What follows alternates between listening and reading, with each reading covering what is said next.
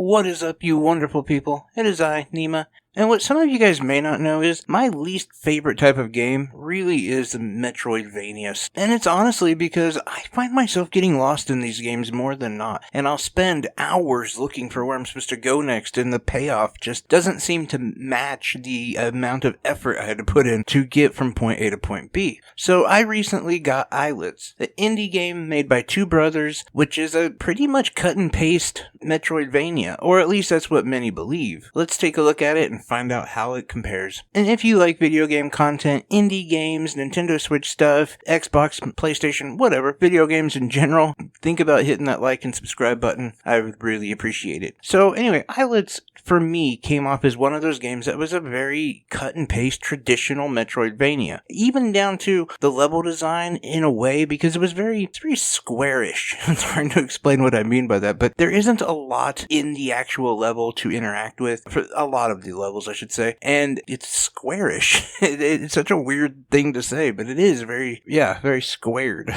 So honestly, I was kind of taken back by how, I would say, wholesome and just kind of kid-friendly the story is. Usually most of these games are pretty brutal and quite difficult, and a lot of times kind of hard to understand, to be honest. But this one is fairly simple, and it basically follows Eco, who is one of hundreds of warriors that every year tries to reunite the islands. See, the map is made up of about 5 different areas, and each one used to be connected to each other to form their own world, and they were all controlled electromagnetically. And at one point, a gigantic flash of lightning came down and separated the islands from each other. So every year, hundreds of warriors get together, and they try to go out and actually reunite the islands again. And that is basically what you're tasked with doing. And each one of these is broken up into small little sections of the map, and when you actually do reunite the island, you'll actually find new paths, and the maps itself will get bigger, which is pretty cool.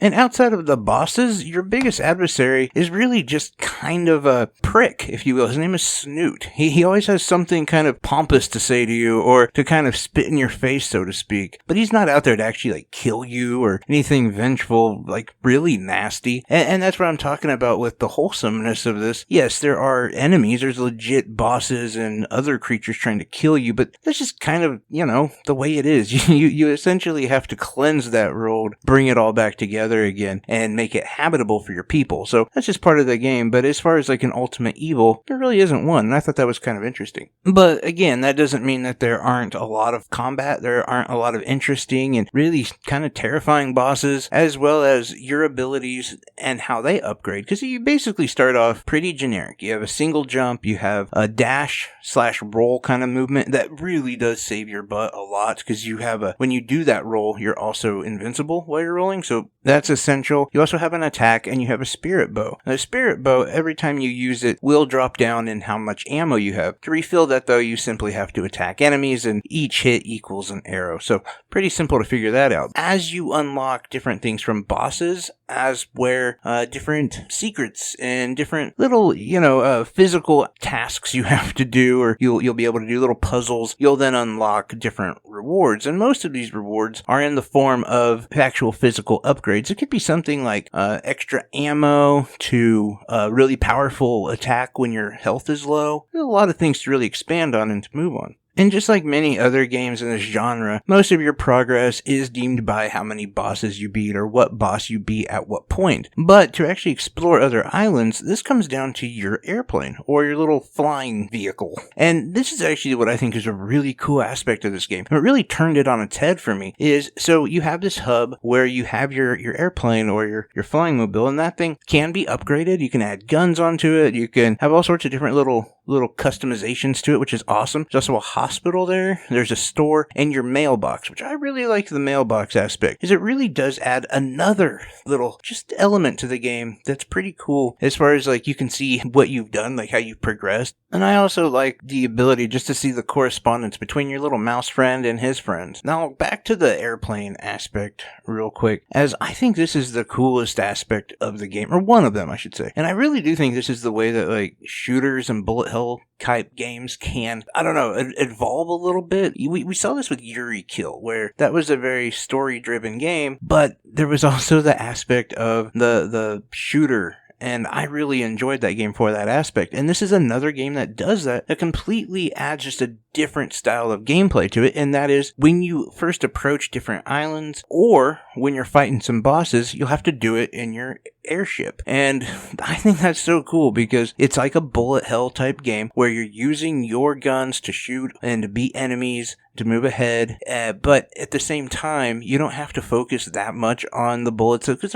they're auto-targeted and you're more worrying about avoiding being hit. So it's not like a full-blown bullet hell type game that's just going to kick your butt, but it does break up, I wouldn't say monotony, but it breaks up that system that you've been running on this entire time, and you can kind of like see your little mouse character from a different perspective outside of just this on-foot warrior to being in an airship, and that's just kind of cool. It's funny because arguably best part of the game for me is there is a character that you can pay a small amount to and he will tell you where to go next. And that for me is just groundbreaking because again, the Metroidvania style games, that was always my biggest gripe. It wasn't the difficulty, it wasn't the 2D graphics or any of that stuff. It was literally the fact that I would just get lost all the time. And that, I don't know, willingness to keep going and just give up on so many of them. I still haven't really beat Metroid Dread because of that. I got lost and I just kind of stopped caring. So the fact that you do have this ability, and I like it because there's going to be people who hate being told where to go or how to get to the next area. They want to discover it themselves. Well, they can. They just don't have to pay that little bit of money. They can actually avoid any of that. But then for people like me who really do enjoy the story, who enjoy the boss fights just as much and maybe not as much of the exploration, or run into a point when you feel like you've discovered everything you could in that area and you just don't know where to go next, it's nice to have that option. And that is arguably like my favorite part of the game. Just really weird to say because ultimately I think the game looks beautiful. I really like the sound, the music, the soundtrack. Like the two brothers, the one designed the actual game, the other one did the music. They both just did a fantastic job. I absolutely adore it. The controls I think are fantastic. I don't know if I've been able to dodge attacks and to just kind of say like Muhammad Ali myself through different bullets or different attacks from enemies as easy as I have in this game. I was kind of surprised with just how fluid little mouse runs, and so I've really enjoyed that, as well as I like the upgrade system. I love the bosses and all of the mini bosses. I think they're all designed very interestingly and they all have different dynamics I think are really cool. Now the things I don't like about this game, and this one is very minute, super minute, I actually don't like the placement of the eye on your mouse. I don't know, he just looks kind of weird. And the animation of your mouse when he's like running and doing some of this stuff, like honestly I didn't know he was a mouse.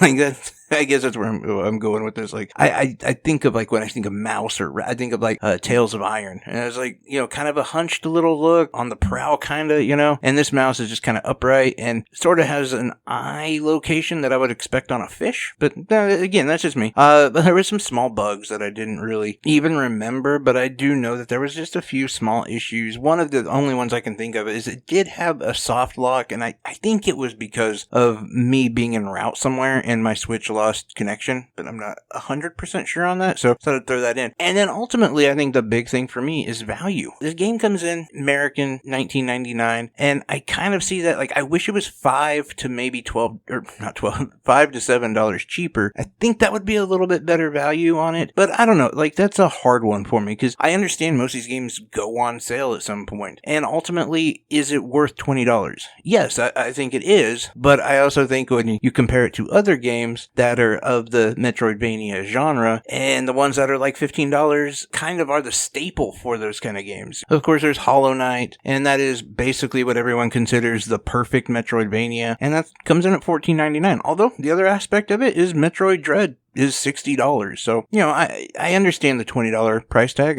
And I also understand that Hollow Knight came out years ago, and inflation's a bitch. But anyway, that's just my thoughts on it. I think Islets is a great game. If you enjoy Metroidvanias, I think you're really going to enjoy it. But I also think if you're somebody who doesn't really love Metroidvanias, you're really going to like it. Yeah, I also was going to do a review on the game Hack. And nah, it's just, I couldn't even do it, to be honest. And so that's what I'm saying. There's so many Metroidvania games that I don't even actually get through to review, that it's rare when I do actually get one. And when I do go through it and get to the point where I can review it, it's a really good game. And maybe not like Hack would be a bad game, but I should say it's a very accessible game. That's a better way to phrase it. Anyway, guys, again, that's my thoughts. Let me know what your thoughts are on Islets if you're going to pick it up. Thought about it. What's your favorite Metroidvania? Is there a game that I should be playing or that I should check out, let me know. I appreciate any and all comments. I love interacting with you guys.